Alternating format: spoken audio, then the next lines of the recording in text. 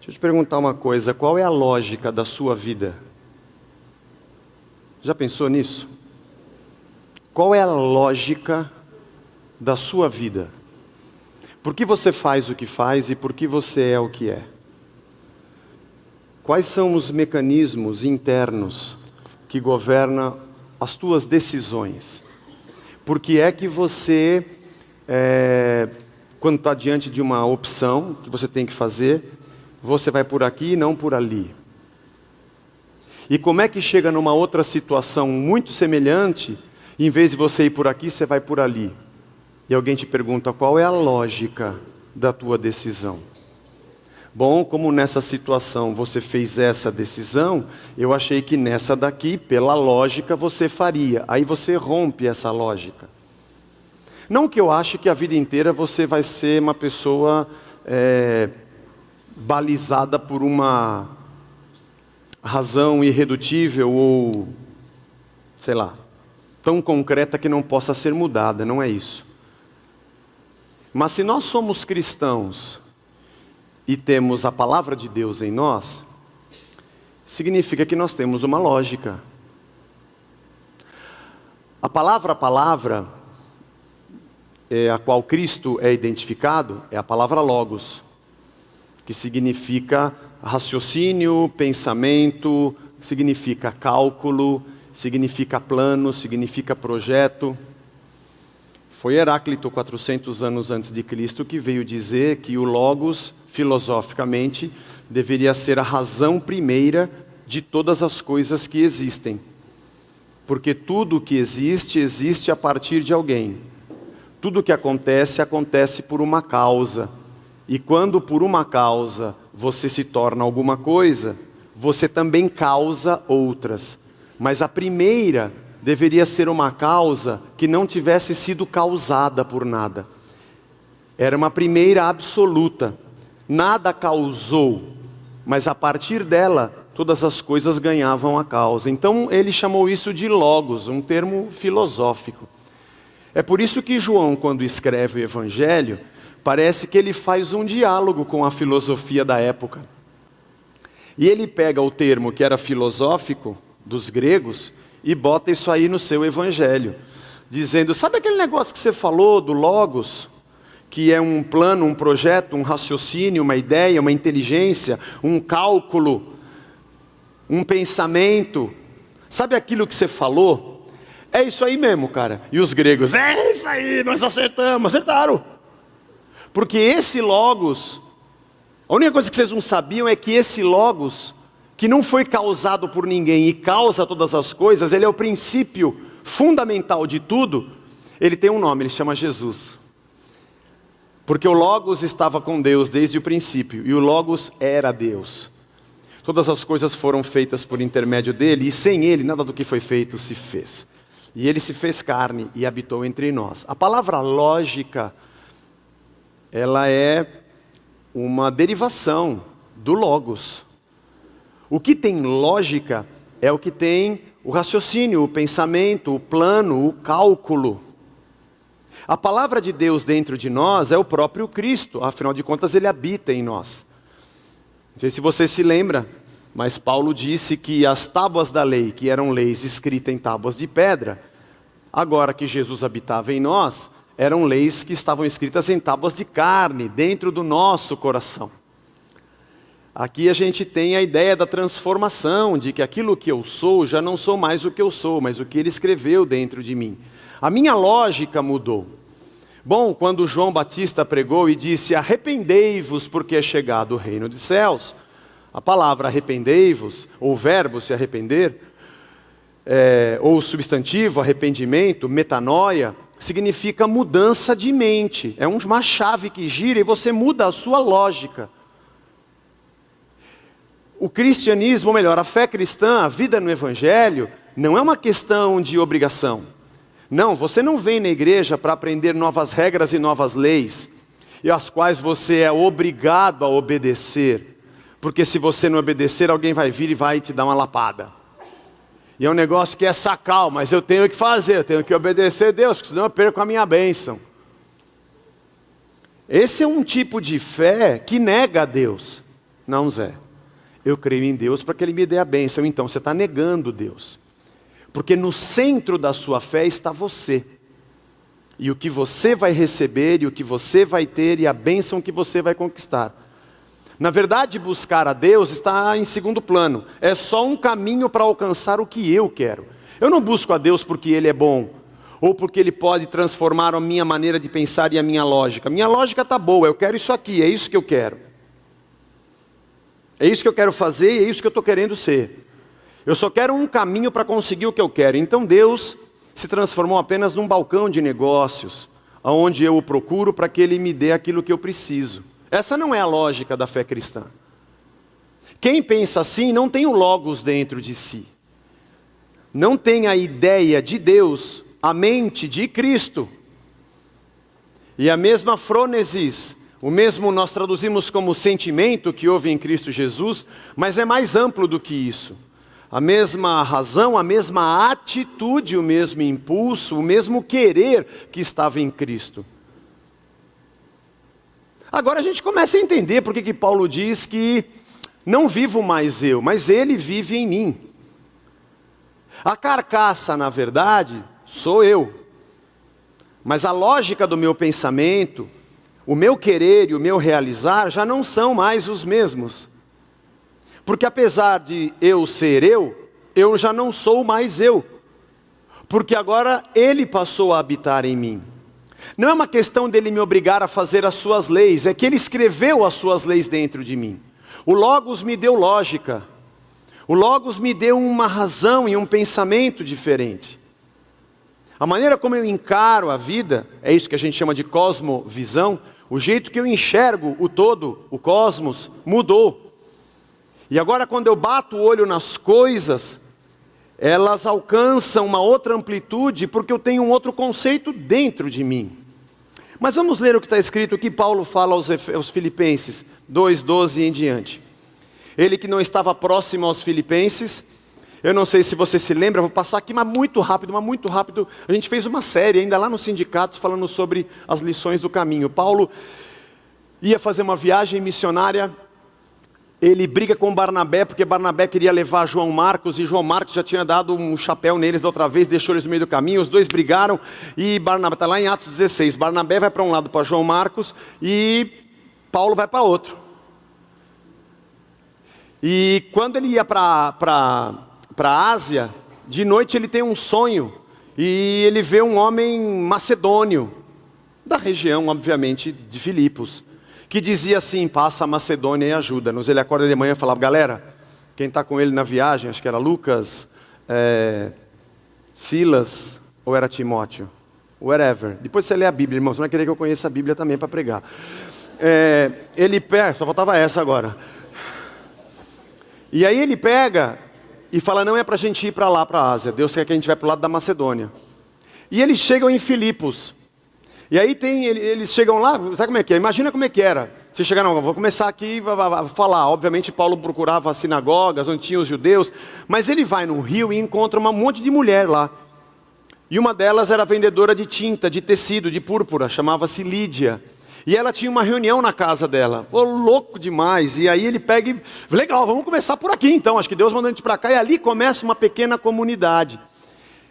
Negócio sensacional. Foi nessa cidade que tinha uma mulher que dava lucro para os seus senhores, porque ela adivinhava, e os caras mantinham a mulher ali, ela era presa a espíritos adivinhadores, e os caras ganhavam uma grana, e Paulo vai, ele e o Silas, e libertam a mulher, meu. Aí causa um forrobodó danado. Bom, para concluir a história, os dois vão presos, meu. E os caras apanham, que nem gente grande. Só que eles não sabiam que Paulo tinha uma carteirinha da Ultrafarma. Não, estou brincando. Ele tinha uma carteira, ele era cidadão, brincando na carteira, ele era cidadão romano. Ele tinha um título de cidadania romana. Um romano não poderia ser tratado dessa forma. Era o Império Romano que dominava. Não se esqueça. Ele tinha que ter um julgamento justo, ele não podia ser preso dessa maneira, não podia ser açoitado da maneira como ele foi, nem ser preso.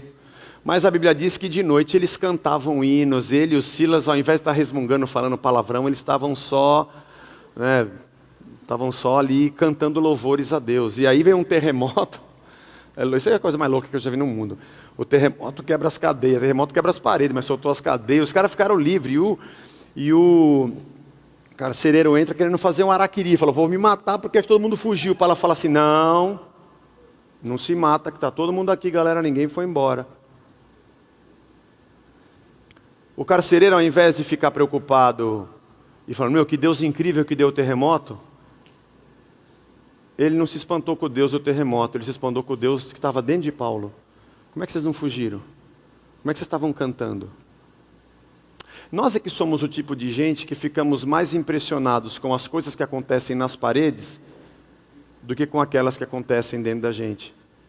Aliás, as pessoas procuram as igrejas para ver sinais, e nelas não há sinal algum do reino. Continuam as mesmas pessoas.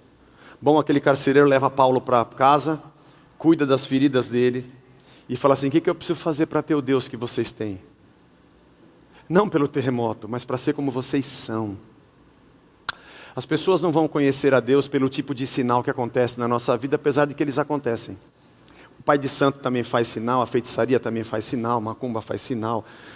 Bom, as coisas espirituais acontecem e tem gente que acha que manipula essas forças espirituais com seus trabalhos, enfim. Se eu acho que eu preciso de ter um sinal para que a pessoa creia que Cristo existe, eu estou pelo caminho errado, porque depois que acontecer o sinal, ela vai dar créditos a qualquer outra pessoa, menos a Deus. Mas quando ela conhecer você e ver que Deus está dentro de você, essa prova é irrefutável. Você não é a mesma pessoa, você tem uma outra lógica, você não fugiu. Você tem uma outra lógica, você estava preso, estava cantando. Você tem uma outra lógica. E o pior é que eu descobri que você é cidadão romano e você nem esperneou, relaxa. De manhã vieram os caras e pediram perdão para Paulo e soltaram ele porque ele era cidadão romano. Ele passa na casa da Lídia. A carta que ele escreve aos Filipenses é uma carta feliz, é uma carta alegre. Ele tinha amigos ali. A pequena igreja, a comunidade que começou ali, depois Paulo foi para outras cidades.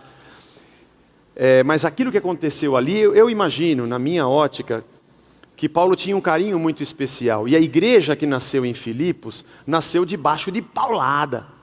Nasceu com sangue, suor e lágrimas. Ou agora no carnaval, sangue, suor e ouriço. Sei lá, a coisa foi difícil.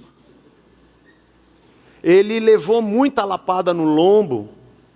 E o amor que ele tinha por aquele lugar, imagina, qualquer outra pessoa diria, aquele sonho era do diabo, aquilo não era sonho de Deus, Deus mandou vir para Macedônia, chega aqui eu apanho. Porque a gente acha que vida cristã é só viver no Shangri-La, mágico de Oz, país das maravilhas. Um avião. Para quem assistiu a série, é muito antiga. Andar no caminho de Deus é andar no caminho que Deus quer que a gente ande.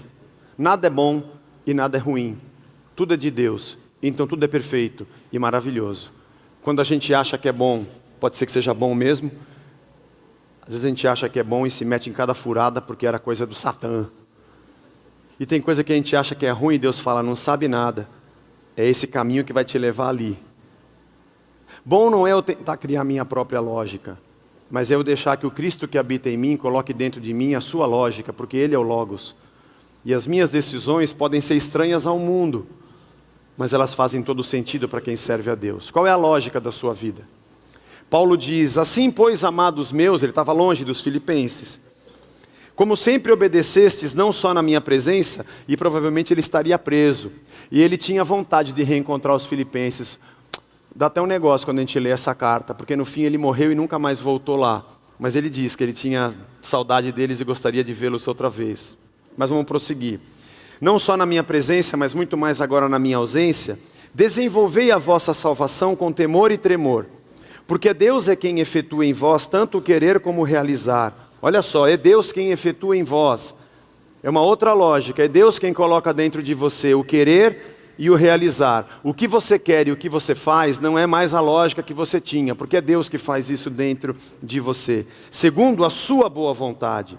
Então façam tudo sem murmuração nem contenda, não fica brigando contra aquilo que Deus está fazendo dentro de você, para que vos torneis o quê? Qual é a razão disso tudo, dessa lógica de Deus em nós? Para que nos sejamos irrepreensíveis, sinceros, filhos de Deus inculpáveis, no meio de uma geração corrompida, pervertida, na qual vocês resplandecem como luzeiros no mundo. Esse mundo está em trevas.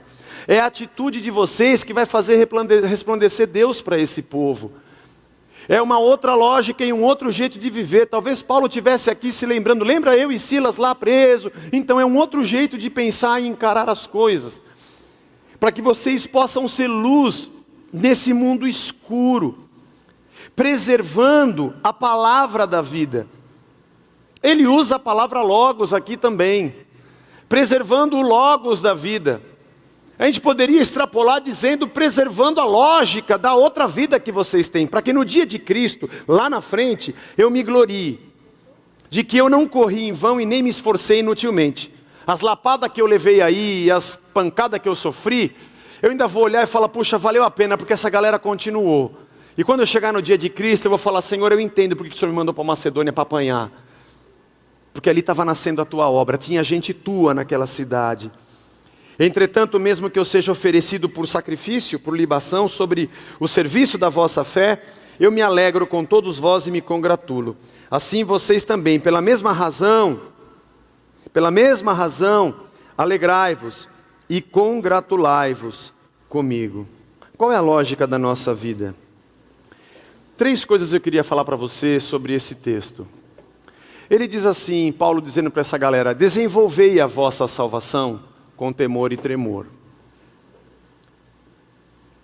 A palavra desenvolver, que é você fazer a coisa rolar, ela está certa, ela pode dar para nós uma outra conotação capitalista, de que desenvolver é você fazer crescer. Tudo bem, não é completamente errado, mas a obra em nossa vida é o Espírito que faz, apesar da nossa permissão. Esse é um pensamento, irmão, que a gente podia ficar aqui 10 anos falando e a gente não ia conseguir entender. Quando é que o que acontece comigo é Deus que está fazendo, eu fazer, ou quando é que sou eu que estou fazendo?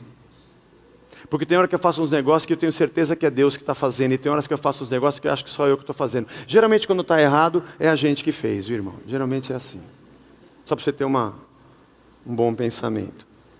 Mas a palavra aqui, no original, é a palavra efetuar, operar, realizar. Mais ou menos, traduzindo para os dias de hoje, poderia ser faça rodar. Sabe quando você instala um programa no computador e você aperta o Run? E ele roda o programa, ele faz acontecer o programa, o computador se prepara para que aquele software rode dentro do seu sistema, para que ele opere, para que ele funcione. Eu tentei traduzir esse termo para uma linguagem bem fácil para os dias de hoje, mas é mais ou menos isso. O que está dentro de você, você precisa deixar a coisa rodar.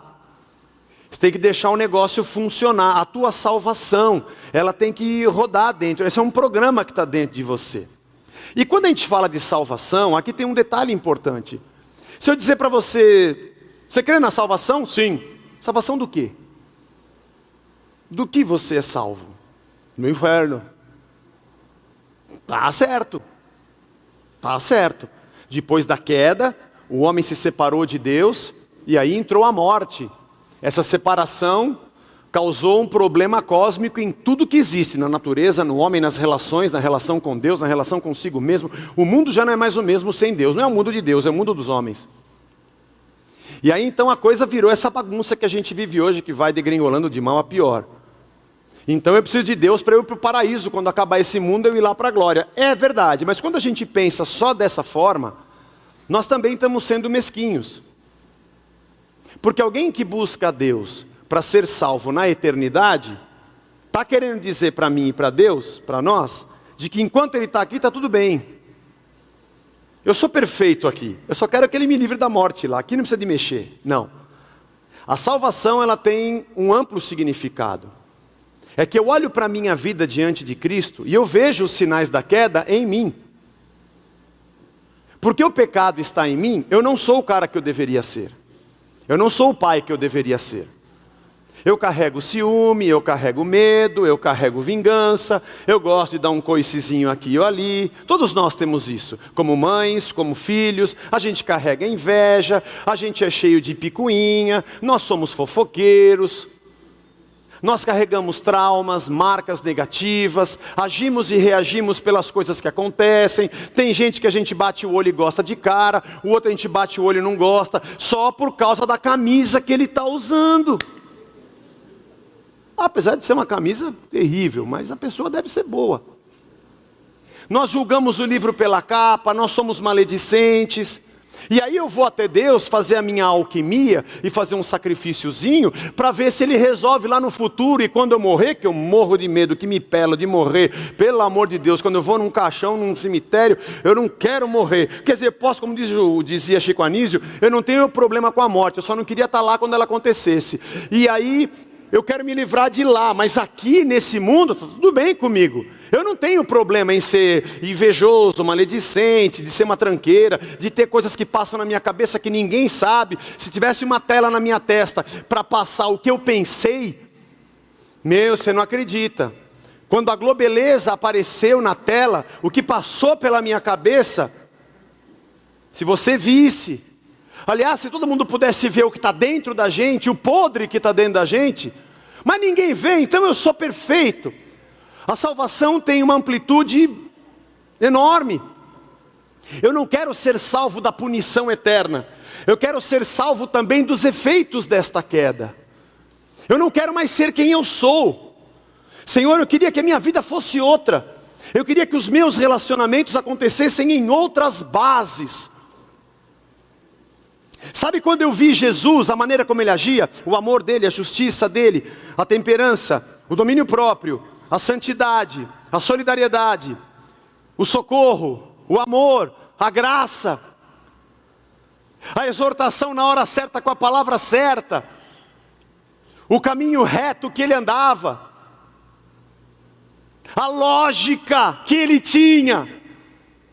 Eu precisava ser isso, porque assim deveria ser o homem. Essa é a vida. Jesus se tornou como um de nós, mais ou menos. Ele se tornou como um melhor do que nós, porque nós somos muito piores do que aquilo. Ele é a vida que nós deveríamos na verdade ser e não somos. Ele se fez como um de nós, na carne. Mas Ele é melhor do que nós, infinitamente melhor do que nós. Somos criados à sua imagem e semelhança. A obra redentiva de Cristo nos leva de volta a sermos o ser criado em Adão, porém antes da queda, dependentes de Deus. A salvação vai me levar à eternidade quando esse mundo acabar, ou manter a minha eternidade com Ele.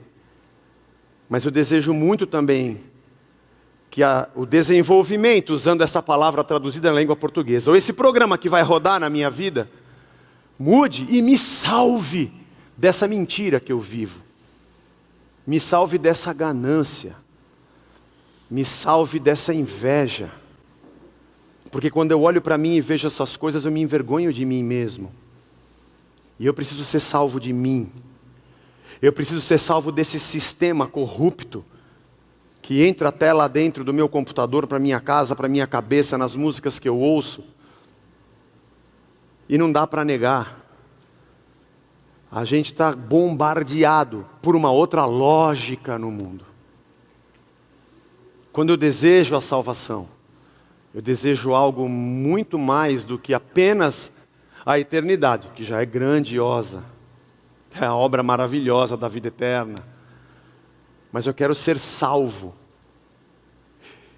E Paulo diz, faz esse programa rodar dentro de você. Para que o mundo possa ver que tem algo diferente acontecendo dentro de você. Não só ao teu redor. Não só nas paredes que tremeram no dia que você foi livre lá na cadeia. Muito legal, muito bom. Você tem alguns sinais que todo mundo se espanta. Aí vem os sacerdotes lá de Faraó, no Egito, quando Moisés fazia sinal, e reproduziam alguns sinais com as suas macumbas. O sinal não faz alguém crer que Deus é Deus. Às vezes sim, mas nem sempre. Mas olhar para mim e para você, e enxergar uma outra lógica. Tenham temor e tremor. Temor e tremor. A palavra temor, medo, é a palavra phobos, da onde vem a fobia. Ah! E tremor é de você tremer mesmo. É uma mistura de respeito e medo, quando Paulo diz isso. Tem alguma coisa acontecendo aí, ó. Tem alguma coisa acontecendo na tua cabeça, na tua alma, no teu coração. Uma outra lógica está rodando dentro de você. E você tem que ter medo disso. Não brinque com isso. Tenha temor e tremor. Porque na verdade o que você quer e o que você faz, é Deus quem opera. É Deus quem opera em vós, tanto o querer quanto o efetuar. Ele usa a mesma palavra para Deus e para nós. Ele diz, é Deus quem opera dentro de vocês, o querer e o operar. Ele usa o mesmo verbo.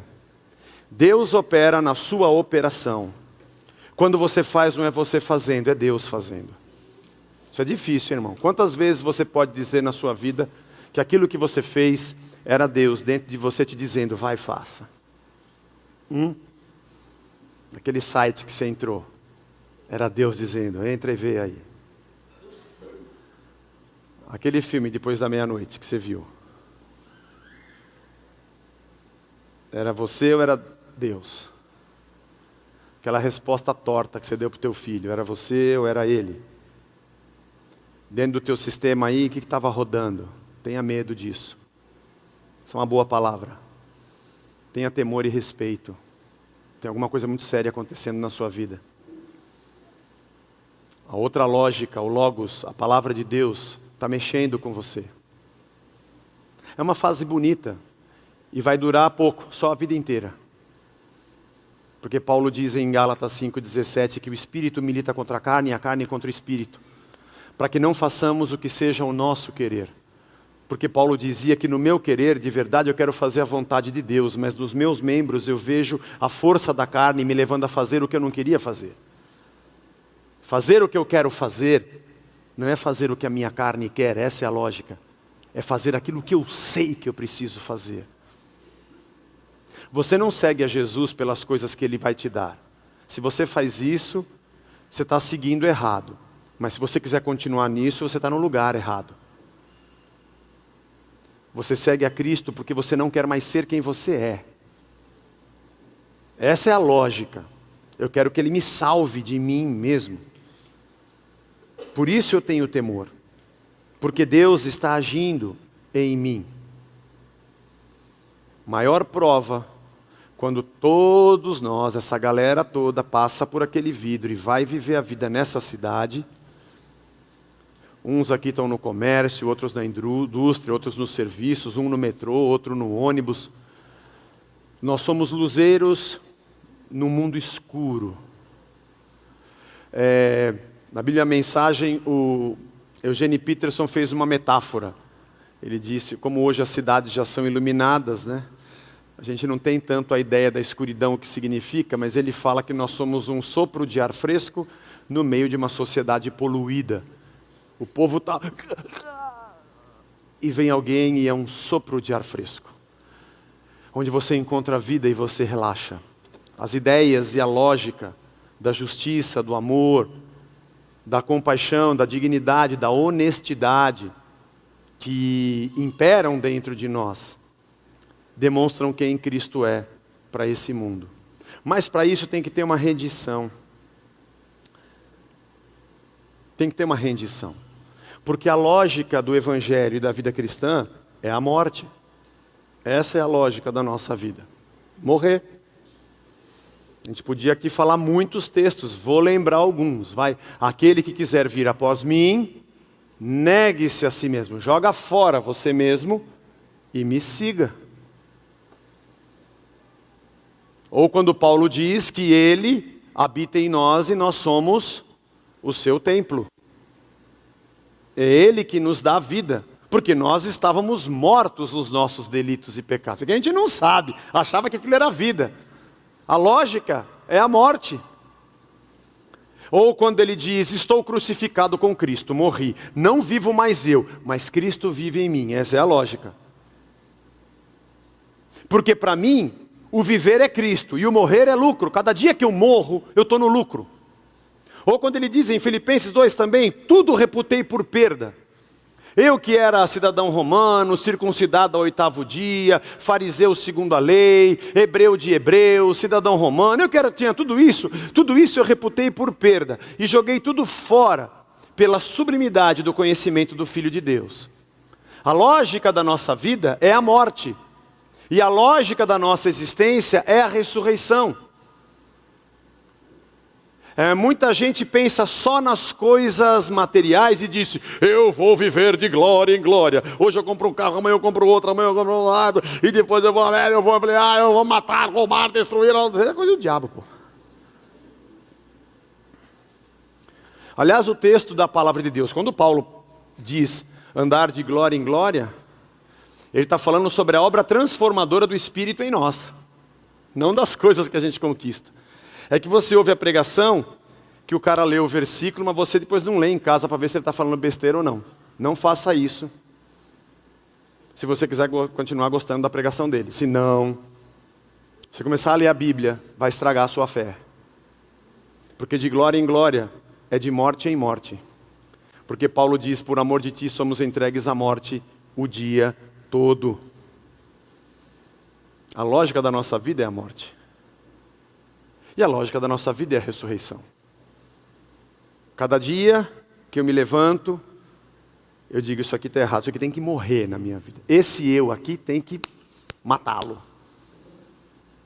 E à luz da ressurreição de Cristo, eu viver uma nova vida.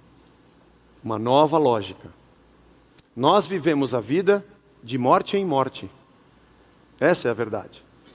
A cada dia a gente morre mais um pouco. E depois, a cada dia, a gente ressurge com uma nova lógica. Eu imagino com você o que acontece comigo, a cada pregação que eu ouço, a cada estudo, ou a cada discipulado, a cada congresso que eu vou, que eu falo, rapaz, eu não tinha pensado nisso. E olha que eu fazia assim, mata isso aqui. E eu quero, Senhor, nascer de novo. Hoje eu morri mais um pouco. A sua vida não é sinalizada pelo quanto você ajunta, mas pelo quanto você está disposto a perder.